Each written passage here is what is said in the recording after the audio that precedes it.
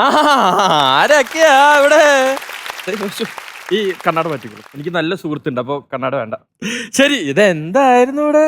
അങ്ങ് റൊമാൻറ്റിക് ആയി പോയല്ലോ. ഇന്നലെ സർപ്രൈസ് ആയിട്ട് എത്തിയുള്ളൂ, അപ്പോൾ ആള് ആ വേദിയിലെത്തി. എന്താണ്, എങ്ങനെയുണ്ടായിരുന്നു പെർഫോമൻസ്? വളരെ നന്നായിരുന്നു. ആദ്യമായിട്ടാണോ ഇങ്ങനെ ഒരു സ്റ്റേജിൽ പെർഫോം ചെയ്യുന്നത്? അതെ അതെ അതെ. ഓക്കെ, അപ്പൊ നന്നായി പെർഫോം ചെയ്തോ പുള്ളി? ഞാനൊന്നും കണ്ടില്ല, ശ്രദ്ധിച്ചില്ല, ഫുൾ കോൺസെൻട്രേഷൻ സോങ്ങിലായിരുന്നു. അതെ. ആ, പാട്ട് ശ്രദ്ധിച്ചോ? ആ പാട്ട് ശ്രദ്ധിച്ചു. ഒരു ദിവസം കിട്ടിയുള്ളൂ എന്നുള്ളൊരു ചെറിയ സങ്കടം മാത്രമേ ഉള്ളൂ. എന്തായാലും രണ്ടുപേരും തകർത്തു. രണ്ടുപേരല്ല, എല്ലാരും തകർത്തു കേട്ടോ. Thank you dancers. അപ്പൊ ആദ്യം ഒരു മടിയൊക്കെ കാണിച്ചോ? എനിക്ക് ക്യാരക്ടറിൽ കയറാൻ നല്ല ടെൻഷൻ ആയിരുന്നു, കാരണം ഇതുപോലെ സ്റ്റേജിലൊന്നും കയറിയിട്ടില്ല. അപ്പൊ എനിക്ക് എന്താ ചെയ്യാൻ പറ്റുക സ്റ്റേജിൽ വന്നിട്ട്, അങ്ങനെയൊക്കെ ഒരു ടെൻഷൻ ആയിരുന്നു. ഞാൻ പറഞ്ഞു ഞാൻ കയറി പാടുന്നില്ലേ, അപ്പൊ നിങ്ങൾക്ക് എന്തായാലും പെർഫോം ചെയ്യാൻ പറ്റും അല്ലേ? തീർച്ചയായിട്ടും. പിന്നെ അവർക്ക് വേണ്ടി സപ്പോർട്ട് ചെയ്യാൻ വേണ്ടിയാണ് ഞാൻ ഇവിടെ എത്തിയിരിക്കുന്നത്. പിന്നെ അങ്ങോട്ട് ഫുൾ ടൈം സപ്പോർട്ട് തന്നെയാ. ശരി, അപ്പൊ എന്തായാലും സോനയുടെ പാട്ടിനെ കുറിച്ച് നമുക്കറിയാം. മഞ്ചരി. സോനാരേ സോനാരേ സ്വർണ്ണ നിലാവ് തെളിഞ്ഞില്ലേ, സ്വപ്നങ്ങൾ പങ്കുവെക്കാൻ പോരൂ. എന്തായിരുന്നു രണ്ടുപേരും കൂടെ, ഹോ ഉഗ്രൻ, ഒരു സിനിമ പെർഫോമൻസ് പോലെ ഉണ്ടായിരുന്നു.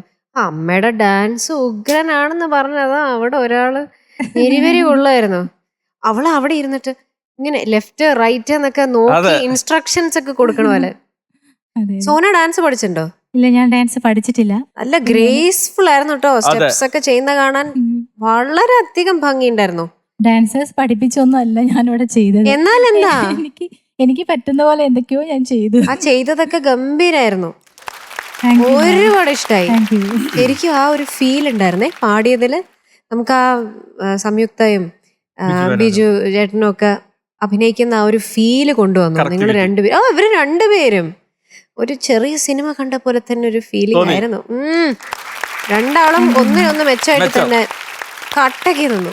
ആക്ച്വലി ഞാൻ നമ്മളെ മേക്കപ്പ് മാനോട് പറഞ്ഞൊന്നും ബിജുമേനെ ആക്കാൻ പറ്റുമോ അത് സാധിച്ചു ചെറുതായിട്ട്.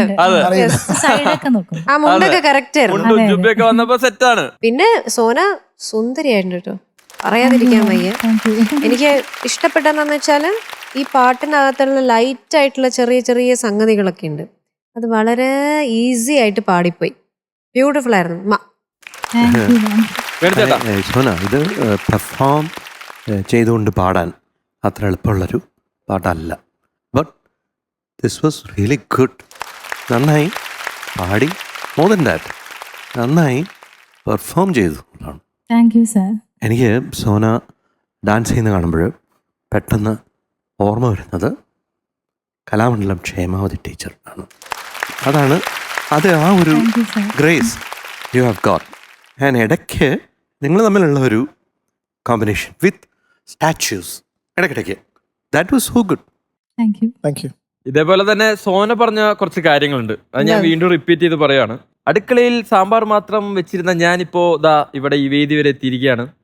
മകൾ വിജയങ്ങൾ താണ്ടുന്ന കണ്ട് സന്തോഷിക്കുമെന്ന് വിചാരിച്ചിരുന്ന ഞാൻ ഇപ്പോൾ വിജയത്തിലൂടെ സഞ്ചരിച്ചുകൊണ്ടിരിക്കുന്നു. അപ്പോൾ എനിക്കതൊക്കെ ഒരുപാട് സന്തോഷമാണ്. പക്ഷെ എന്തൊക്കെ വിജയം ജീവിതത്തിൽ വന്നാലും ഞാൻ എന്നും എൻ്റെ ശ്രീകാന്തേട്ടൻ്റെ സോനയായിരിക്കും എന്നാണ് സോന പറഞ്ഞിട്ടുള്ളത്. ശരിയാണോ സോന? പറഞ്ഞിരുന്നോ സോന?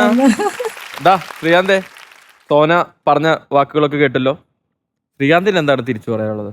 കഴിഞ്ഞൊരു 9 വർഷമായിട്ട് സോനയ്ക്ക് പാടാൻ പറ്റിയിട്ടില്ല. അതിൽ കുറച്ചും ഞാൻ കാരണമാണ്.